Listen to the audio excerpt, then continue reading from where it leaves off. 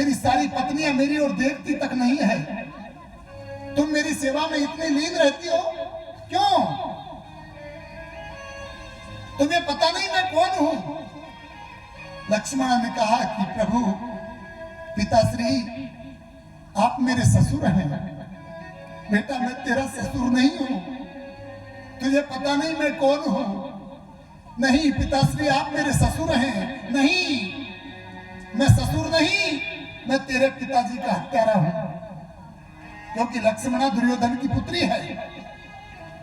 तेरे पिता की मौत का कारण मैं हूं, और तुझे ये पता भी है कि तेरे पिता की मौत का कारण मैं हूं, उसके बावजूद भी तू इतनी सेवा करती है। कोई भी बेटी अपने पिता के हत्यारे को पानी नहीं पिलाती है,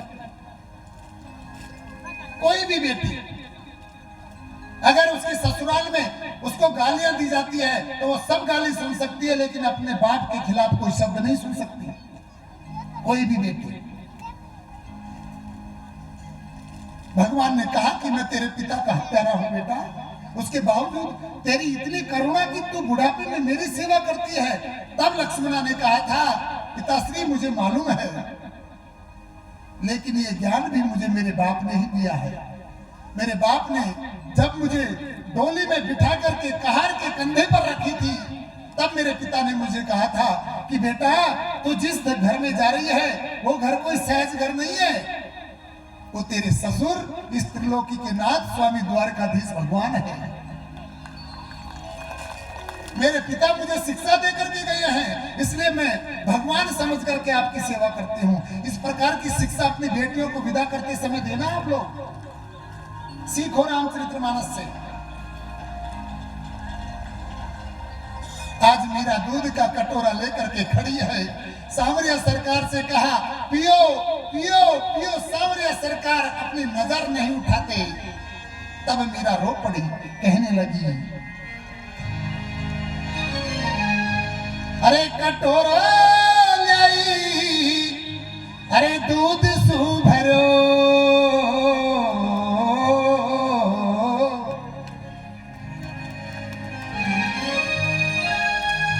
कटोरा लाई दूध सु भरो, भितुआरो गोजी मदन गोपाल, अरे थे तो पियो क्यों नहीं जो धाना सरकार, कटोरो लाई दूध सो भरो, दूध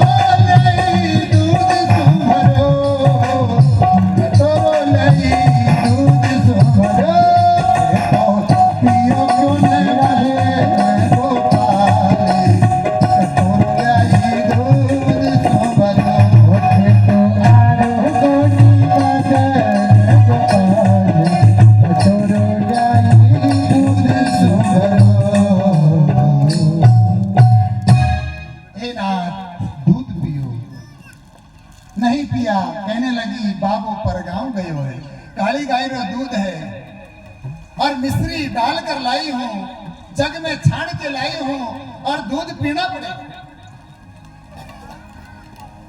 भगवान दूध पिए? मीरा कहती है कि अगर तू दूध नहीं पिएगा तो थारा गाल चपक जाएगा, रात भर नींद नहीं आएगी सामरिया। और भाव रो पर्दो करीने और दोनों हाथ जोड़कर मीरा कहने लगी, चलो शर्म आती है तो कोई बात नहीं, मैं कटोरा आपके हाथ में दे देती हूँ, आप ही पी लो। जब भाव का पर्दा मीरा ने डाला तो मेरे सामरिया सरकार दूध उठा करके और गट गट गट गट पीने लगी।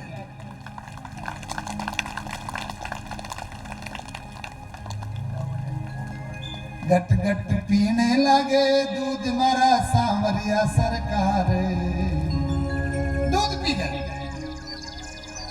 इधर दूध पिया और कटोरा देखा, दादाजी कह के गए थे कि बचा हुआ प्रसाद आप पी लेना, आप ले लेना। वो तो पूरा दूध पी गए सामरिया। मीरा ने कहा कि आपने तो मेरे लिए प्रसाद ही नहीं छोड़ा, आप तो पूरा का पूरा पी गए।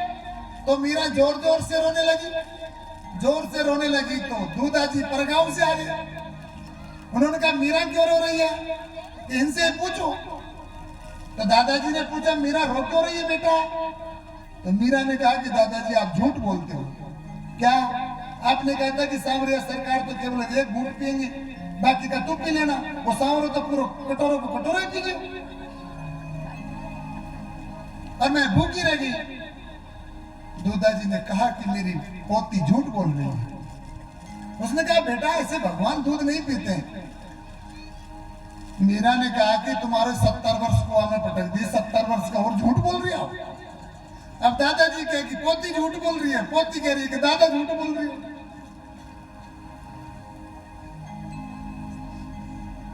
अब दूधाजी तो ठाकुर है साहब, जो धाड़ा के मालिक है। उन्होंने कहा कि मेरी पोती झूठ बोलने लग गई और मीरा कहती कि मेरे दादा झूठ बोलते। और दूधाजी ने दरबार सजाया, सभा लगाई, सांवरिया सरकार बिठाए और कहा कि सबके सामने तू दूध पिला सकती है। कि जब एक लोग पी सके तो सामने पीवा में कहीं परेशानी है। इसको कहते हैं विश्वास, इसका नाम है विश्वास, इसका नाम है भरोसा। भरोसा रखो सांवरिया सरकार पे, वो कभी भी तुम्हारा प्रण तोड़ने नहीं देगा। प्रबल प्रेम के पाले पढ़कर प्रभु को नियम बदलते देखा, अपना मान टले टल जाए पर भगत का मान न टलते देखा। अपने अंदर गुण पैदा करो, एक आध गुण, अवगुण है कोई दिक्कत नहीं, लेकिन गुण भी पैदा करो, एक आध गुण। मेरे सांवरिया सरकार इतने दयालु है, नहीं मालूम कब कौन से गुण पे रीत जाए साहब।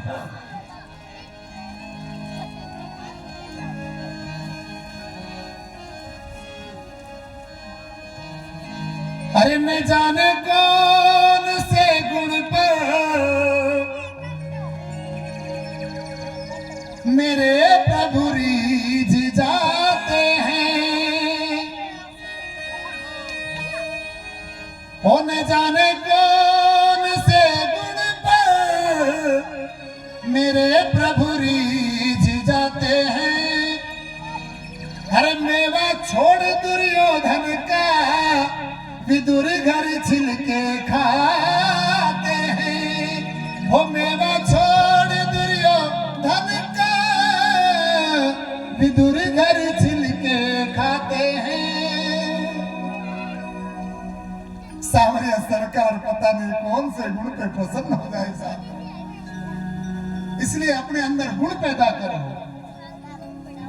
मैं ये एक आध दो गुण अवगुण भी चलते हैं, एक आध को अवगुण आपके अंदर है ना तो कोई फर्क नहीं पड़ेगा, होने चाहिए। क्योंकि रामकृष्ण परमहंस को आदत थी पकोड़े खाने की, भरी सत्संग में भी पकोड़े बनवा देते थे। तो विवेकानंद जी महाराज कहा करते थे कि बाबा ऐसे पकोड़े मत खाया करो, नुकसान करते हैं। कहते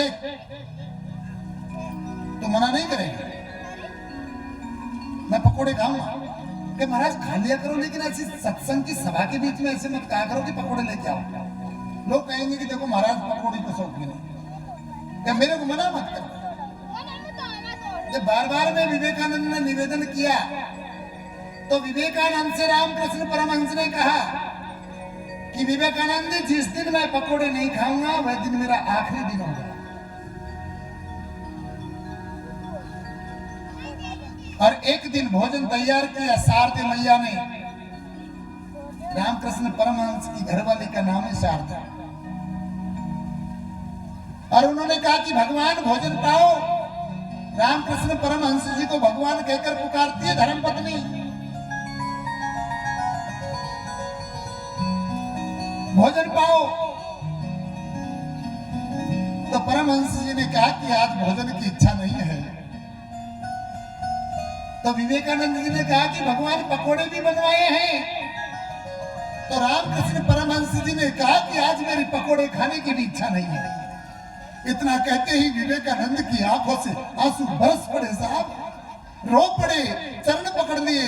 भगवान क्या कर रहे हो? कि हाँ विवेक, आज मैं पकोड़े भी नहीं खाऊंगा। और उसी दिन रामकृष्ण परमहंस ने अपना स्थूल शरीर को विदा कर दिया। एक आज अवगुण, रामकृष्ण परमहंस कहते हैं कि अगर आपके अंदर अवगुण नहीं होगा तो ये शरीर आपका बचेगा नहीं, छूट जाएगा। इसलिए अवगुण भी जरूरी है। मैं ये नहीं कहता कि अवगुण नहीं होना चाहिए, अवगुण भी पालो, लेकिन गुणों को प्रबल बनाओ। मेरे सांवरिया सरकार गुण पे प्रसन्न हो जाते हैं। अवगुण से कोई दिक्कत नहीं। पुण्य करो, पाप होते हैं तो होने दो, कोई फर्क नहीं पड़ता है। पापी भी बैकुंठ में जाते हैं। पाप, मैं कहता हूं कि पाप से डरो मत, पर पाप से सावधान रहो। पाप करो करो, कोई दिक्कत नहीं है। मेरी रामचरित्र मानस तो कहते हैं कि अवगत मर्जी अजब तमाशा कहीं, ये पाप पुण्य महिमा थारी। हे परमात्मा, ये पाप और पुण्य तो तू करवाता तो हो जाता है। तो पाप करवाए तो पाप हो जाए, और पुण्य करवाए तो पुण्य हो जाए। इसमें कौन सी बड़ी बात है? और दूसरी बात मैं ये भी बता दूं कि पाप से तो फिर भी बच जाओगे, लेकिन अगर पुण्य का अहंकार हो गया तो कोई संत भी तुम्हें नहीं बचा सकता। इतना खतरनाक होता है पुण्य। क्योंकि पाप से तो आदमी डर डर के कदम रखता है, लेकिन पुण्य में आदमी हवा में उड़ जाता है कि मैंने इतना कर लिया, मैंने इतना कर लिया, मैंने इतना कर लिया। और जब उड़ जाता है ना, तब फिर मूंड की तरह ऊपर से गिरता है। तो खोपड़ी रोमणी और टूटे भाई राम नाम सत्य वही जाए। यह पुण्य और भी ज्यादा खतरनाक है। पुण्य करो तो किसी संत शरण में जाकर के पुण्य करो, वरना तो यथावत चलते रहो। जाई विधि राखे राम, ताई विधि रही। ज्यादा चतुराई करने की आवश्यकता नहीं है जीवन में।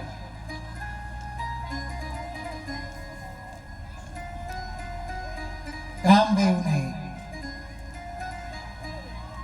सब प्रकार से अपने बाण फैलाए, शिव जी की समाधि नहीं टूटी। शिव जी के बिल्कुल नजदीक चल गए, फिर भी शिव जी की समाधि नहीं टूटी। आपको मैं बता दूं कि जो भजनानंदी होते हैं, जो ब्रह्मानंदी होते हैं, जो गुरुमुखी होते हैं, जो अंतर्मुखी होते हैं, उसका काम भी कुछ नहीं बिगाड़ सकता है।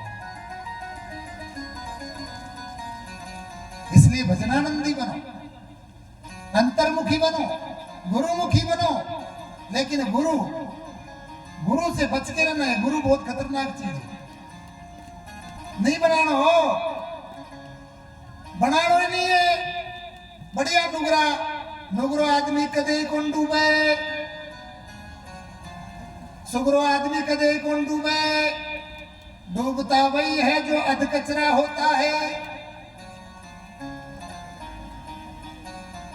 कह तो तिलन का तिल भला, संतों ने लिखा है।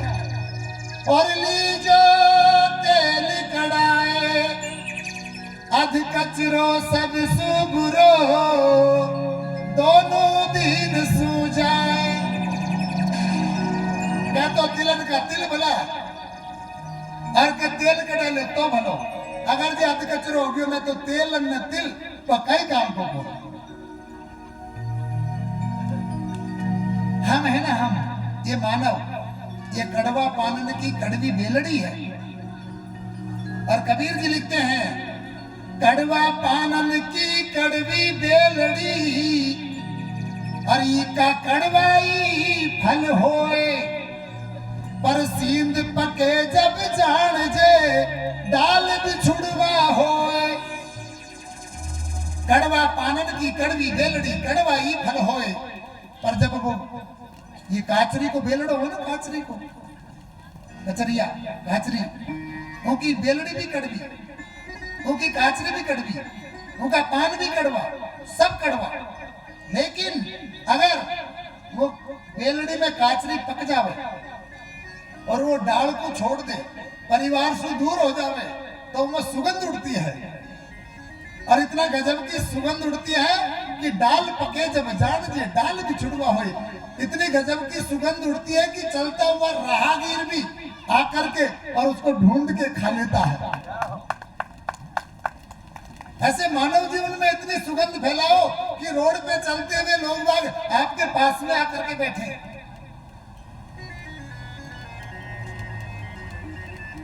तो काम गुरुमुखी आदमी को, सत्संगी आदमी को कभी नहीं सताता है। तो मैं कहता हूं कि तुम नुगरे हो, कोई दिक्कत नहीं है। नुगरा का मतलब कोई गाड़ी वाड़ी नहीं है। नुगरा नुगरा का मतलब है कि अभी हमको संत नहीं मिला, कोई फर्क नहीं पड़ेगा। आप तो पात्र बने, मानव जिस दिन बनोगे संत मिल जाएगा। और जब काम समाधि नहीं तोड़ पाए भगवान शिव जी की, तब कामदेव ने 5 फूलों के बाण तैयार किए और 5 बाणों को तरकस पर एक बार में कमान पर चढ़ाया।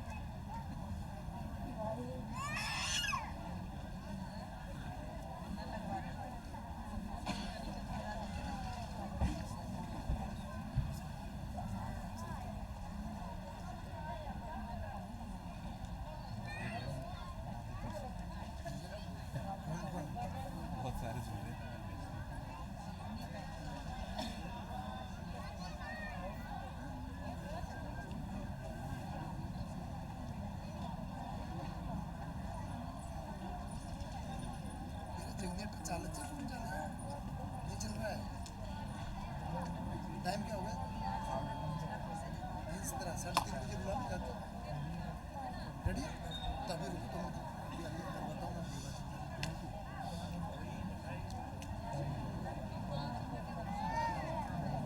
3:30 बजे।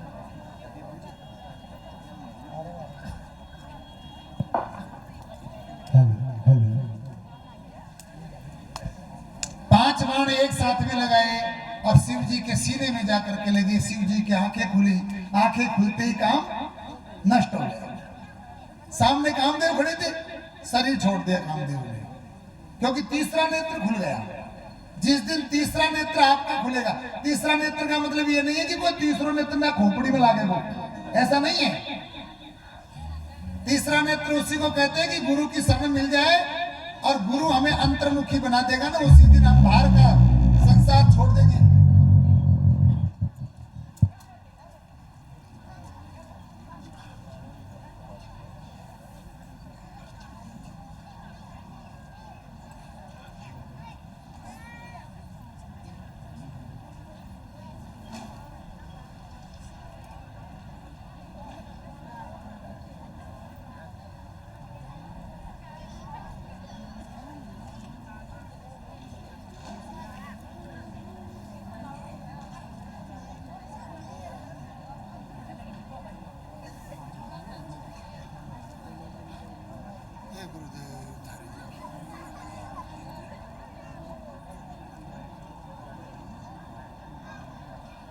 जनरेटर नहीं चल रहा है,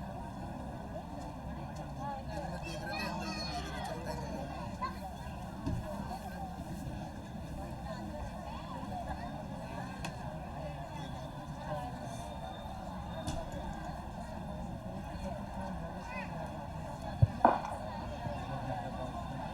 श्री राधे श्री राधे श्री राधे। सभी प्रेम से बोलेंगे जय जय श्री राधे।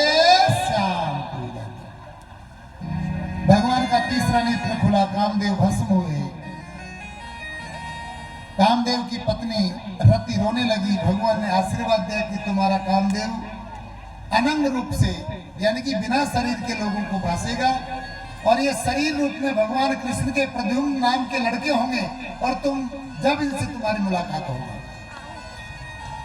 भगवान शिव जी शादी के लिए राजी हुए। देवताओं ने पुष्प बरसाए और उसके बाद में शादी की तैयारी होने लगी। अब हम भगवान शिव जी की शादी करवाएंगे, ठीक है ना।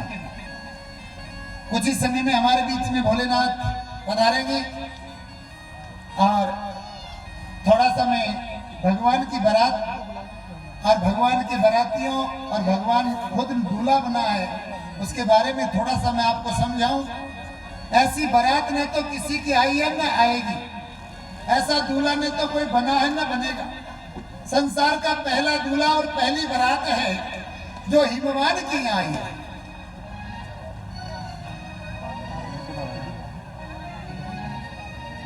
बाराती तैयार होने लगे, हिमवान की यहाँ साज सज्जा होने लगी, मंडप बनने लगे। और बारात में कौन कौन है? सबसे पहले ब्रह्मा जी, विष्णु जी, सारे देवता, इंद्र देवता, सारे देवता हैं। अब ये सब अपना अपना विमान लेकर के आए। ऐरावत हाथी, सफेद हाथी पे बैठ करके और इंद्र आए। गरुड़ पर बैठ करके विष्णु आए। हंस पे बैठ करके ब्रह्मा जी आए। अपनी पत्नियों को साथ में लाए और भोलेनाथ अकेले बैठे, उनका कोई श्रृंगार नहीं कर रहा।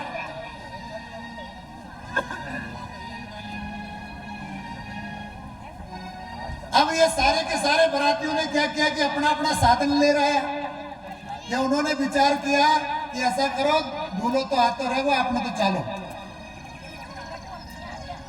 अब ये सारे बाराती पहले ही चल दिए, जबकि हमेशा बारात दूल्हे के पीछे चलती है, लेकिन पहली बारात है जो दूल्हे से पहले ही चल दी। बारात आप देखना विवाह भोलेनाथ का कितना उल्टा है। बारात पहले चलेगी और शिव जी वहीं बैठे। शिव जी ने विचार किया कि अब क्या करें। शिव जी ने शंख बजाया और शंख बजाते ही भूत पिशाच अभी दौड़े दौड़े आए। भूत पिशाच ऐसे बाराती आए कि कनारा तो माथा ही कौन और कनारा 20 माथा, कनारा हाथ कौन, कनारा 50 हाथ, कनारा पाँव कौन, कनारा 50-50 पाँव, कनारी एडी पछाड़ी, उंगली आगे, कनारे उंगली पीछे, एडी आगे, ऐसे विचित्र विचित्र बाराती। और मेरे भगवान भोलेनाथ बैल पर बैठ गए। और जब बारात चली तो सिंहनाद हो रहा है और वो भूत पिशाच नाचते जा रहे हैं। डम डम डम डम डमरू बज रहा है।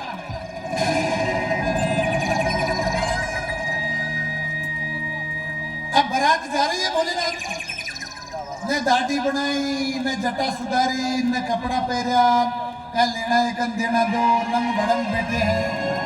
बैल के ऊपर कपड़े भी नहीं पहने, बिल्कुल लागे हैं शिव जी। फिर भूत पिशाच ने क्यों महाराज सासू जी के सामने जाओगे, थोड़ा बहुत तो भाई करो। एक मृगशाला लपेट ली भगवान ने। चलो आप कहते हो तो थोड़ा बहुत कुछ कर लेते हो। एक मृगशाला लपेट ली। अभी आप उधर मत देखो, मुझे मालूम है बहन बेटी इनकी बारात देखने की आदत हो गई।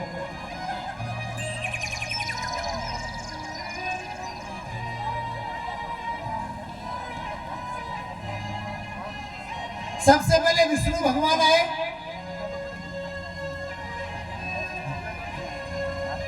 आपके सामने पार्वती जी पधार रही हैं, दो सहेलियां साथ में हैं।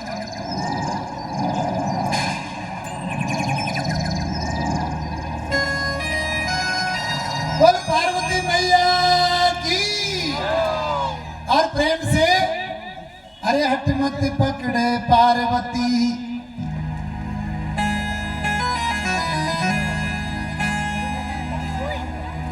पार्वती जी आपके बीच में है। थोड़ा सा अपन एंजॉय करेंगे आप, क्योंकि कथा का कुछ ही समय में विश्राम होगा। बारात जाने लगी तो सबसे पहले आप ध्यान से सुनो बात, बैठ जाओ। बारात जाने लगी तो सबसे पहले विष्णु भगवान पहुंचे हैं हिमाचल प्रदेश में, हिमवंत के यहाँ। और पर्वत प्रदेश में पहुंचे तो लोगों ने कहा कि आप दूल्हा हो। भगवान विष्णु से कहा आप दूल्हा हो, तो भगवान ने कहा नहीं नहीं मैं दूल्हा नहीं हूं, हम तो बाराती हैं, दूल्हा तो पीछे आ रहा है। गांव वालों ने सोचा कि जब बाराती यात्रा गजब गजब का है तो दूल्हा तो खड़ा कतरा गजब को। उसके बाद में आए ब्रह्मा जी, ब्रह्मा जी से पूछा कि तुम दूल्हे हो? नहीं नहीं नहीं नहीं हम नहीं है भाई, दूल्हा तो पीछे आ रहा है। फिर आए इंद्रदेव, उनसे पूछा कि हम नहीं है, और सारे देवता आकर के विराजमान हो गए। तो ब्रह्मा जी ने कहा हिमवंत से कि देखो साहब हमारा तो घर पे फैक्ट्री चल रही है और मजदूर लोगों की शाम को छुट्टी होगी, इसलिए आप मेहरबानी करके हमको भोजन करवा दो। क्योंकि जानते हैं ब्रह्मा जी की शिव जी आए बाद में भोजन होगा कि नहीं होगा कोई पता नहीं है। तो भोलेनाथ की पहली बारात है जो बिना दूल्हे के ही भोजन कर रही है। पहले जीव लिए बारात, और जैसे ही भोलेनाथ आए और भोलेनाथ ने हिमवंत प्रदेश के पड़से में जाते ही शंख बजाया तो गांव के सारे कुत्ते दौड़ दौड़ करके घर में घुस गए। दौड़ दौड़ करके सारे कुत्ते भगदड़ मच गई। गांव वालों ने सोचा क्या हुआ, क्या बारात आ गई, फूल आ गया, कहाँ है? गांव के बाहर है। तो बारात को देखने के लिए सबसे पहले बच्चे दौड़ते हैं, तो बच्चे दौड़े दौड़े गए, और बच्चों ने जब दूल्हा और बारात देखी तो आधा सा तो भाई बेहोश हो गया। और कुछ बच्चे पूछे थे वो दौड़ दौड़ करके घर में पलंगन के नीचे घुस गए। माँ बाप पूछ रहे कि बारात, कहते बात मत करो चुप रहो, देखिए तो बारात। बच्चे निकले नहीं था। गाँव वालों ने विचार किया कि हुआ क्या, तो कुछ लोग गए तो लोगों ने देखा तो भूत पिशाच दिखे। वो लोग भी दौड़े, दूल्हा के लिए माला लेके गए थे, माला हाथ के हाथ में रह गई। लोगों ने कहा दौड़ क्यों रहे हो, ये माला क्यों नहीं पहना है दूल्हे को? लगता है कि थोड़ी देर में माला हमारे ऊपर ही चढ़ेगी, हमारी तस्वीर लगने वाली है। कितनी खतरनाक बारात है, क्योंकि वो तो भूत प्रेत और पिशाच है ना जो नृत्य करे, तो डम डम डमरूर, कोई शंकर, कोई सेलिर, कोई चायर, कोई कहीं बजा, सारे लोग परेशान हो गए। कुछ समझदार थे भोलेनाथ की बारात में, उन्होंने कहा कि महाराज अपनी बारात को संभालो। तो भोलेनाथ ने कहा कि क्या हुआ, क्या पूरा गांव घर में घुस गयो, एक भी आदमी बाहर नहीं है, सब साकड़ दे दिए बैठे हैं। भोलेनाथ ने कहा इसमें मैं क्या करूं, मेरा क्या दोष है इसमें? कि नहीं महाराज इन बारातियों से कहो कि शांत हो जाए। भोलेनाथ ने कहा कि भाई शांत हो जाओ सब। तब वो सब चुप हो गए। फिर धीरे धीरे बारात हिमाचल प्रदेश राजा के यहाँ प्रवेश करने लगी। अब बारात का दूल्हा पहला दूल्हा है जो बैल पे बैठा है, नहीं सब लोग घोड़ी पे बैठते हैं। एक आदमी ने मेरे से पत्र लिख करके पूछा, हम कथा कर रहे थे वहां डग में, तो डग में एक ने पत्र लिख करके भेजा कि गुरुजी ये बताओ कि दूल्हा घोड़ी पे क्यों बैठता है, पैदल पैदल चलो तो भाई फेरा कौन पड़े? तो मैंने उससे कहा कि घोड़ी पे इसलिए बिठाते हैं कि देख ये अंतिम अवसर है थारो भाग भाग,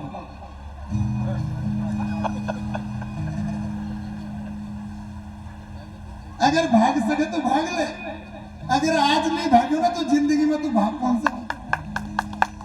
ऐसी बेड़ी खाना खड़ा में डाल दे, भाग सके तो भाग ले, इसलिए घोड़ी पे बिठाया जाता है। लेकिन कोई भी घोड़ी ले भागे तो कौन तोरण मार बजाओ, जानो तो इधर जाओ भैया, उल्टो है खाना वास्ते आदमी ने दुर्दशा वही रही है। नहीं आदमी तो बहुत वंदनीय है, पूजनीय, अरे लोग सेवा करने के लिए तत्पर है, लेकिन घोड़ी पे बैठ तोरण मारे हो तुमने, इन्हें दांत उड़ गया जल्दी, इन्हें बुढ़ापो आ गया, इसलिए हम लंगड़ा लंगड़ा के चल रहे हैं साहब। तो सब चुप हो गए। उन्होंने कहा गुरु जी ठीक है ठीक है ठीक है। आज पहला दूल्हा है जो बैल पे बैठा है। बैल धर्म की धुरी है, जो धर्म की सवारी करता है वो मानव कभी हारता नहीं है। ये संकेत है रामायण के। उल्टा मुंह करके बैठा है, क्योंकि धर्म का पालन करने वाला आदमी जगत को नहीं देखता, पलट करके खुद को देखता है। ऐसे करते करते हिमवंत राजा के दरबार में पहुंच गए और ड्योढ़ी में जाकर के सामने महल के सामने खड़े हुए। तब बारातियों ने कहा कि महाराज कोई बात कौन, और तो कहीं है ये है, लेकिन कम से कम सूदा और तो बैठ जाओ, सूदा तो हो जाओ। अब तो दरवाजा आ गयो, तुम्हारी सासू जी आरती की थाली ले रही है। तो भोलेनाथ ने कहा कि ऐसा है, सूदा ही करना है तो बैल को फेर दो।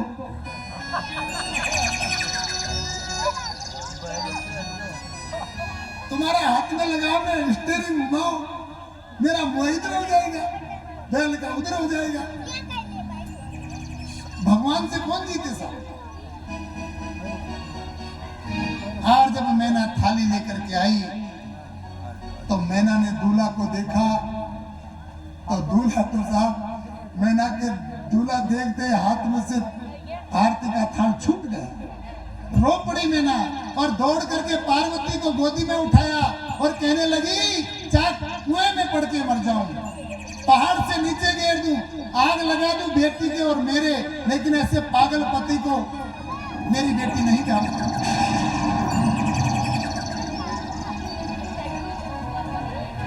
पार्वती रोने लगी। पार्वती ने कहा कि मां तुम रोती क्यों हो? कि नहीं ऐसे बावड़ो पति। अरे नारद का क्या बिगाड़ा?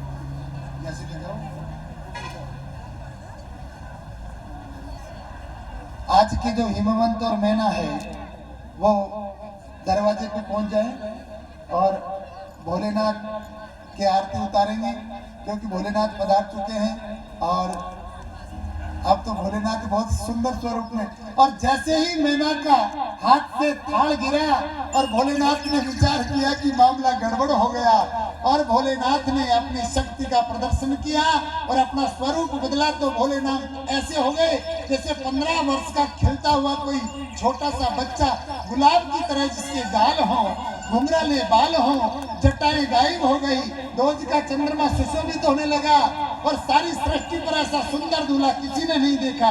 ऐसा दूल्हा बन गए भोलेनाथ। और हमारे पांडाल में भोलेनाथ पधार चुके हैं, लेकिन बाराती बड़े खतरनाक है। अरे अगर बाराती के चक्कर में कोई आ गया ना गांव का, तो फूलों की माला चढ़ जाएगी, थोड़ा सा ध्यान रखना। अरे हट मत पकड़े पार्वती, अरे भोलेनाथ परण बा आवे गो, हट मत पकड़े पार्वती।